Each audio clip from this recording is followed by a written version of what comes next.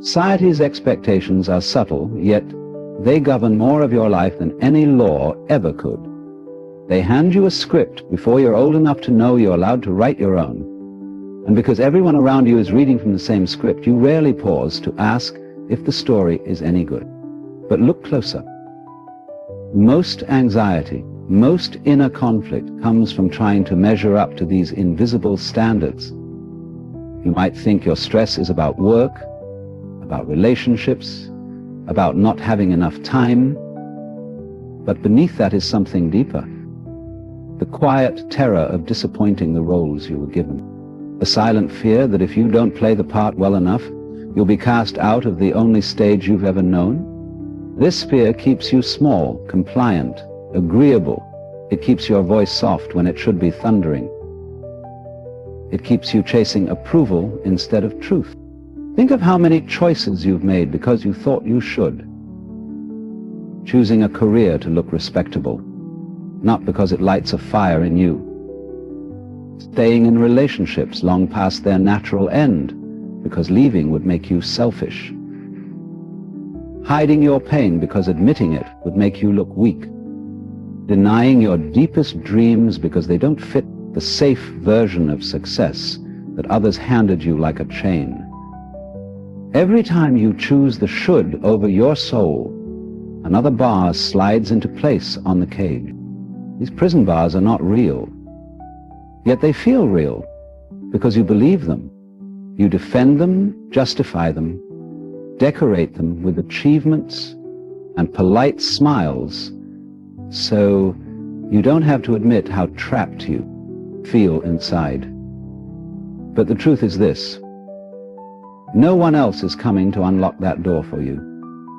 No one else will tell you that you're allowed to disappoint expectations that do not nourish your spirit. No one else will give you permission to break the script and write your own.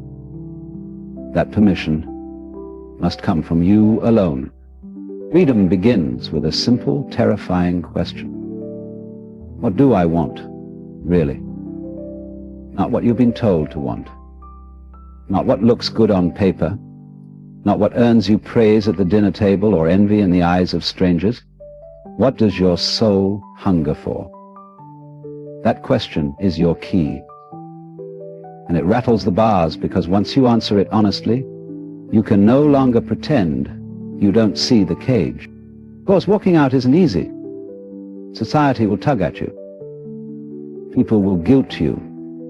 They'll call you reckless, selfish, irresponsible, ungrateful. They'll remind you of the script you abandoned, the one they're still trying so hard to follow. They'll try to pull you back into the rows of polite obedience, because your freedom exposes their fear. They may not say it outright, but your courage to live on your own terms will unsettle them, because it makes them wonder what it would cost them to do the same. But what is the cost of staying where you are? Another year drifting through days that feel like borrowed time? Another decade repeating the same patterns, numbing the ache with shallow comforts? Another lifetime spent waiting for permission that never comes? The bars may be invisible, but they are sturdy enough to hold generations captive. Unless you decide to push through them, look around at these silent expectations. Name them. Question them. Challenge them.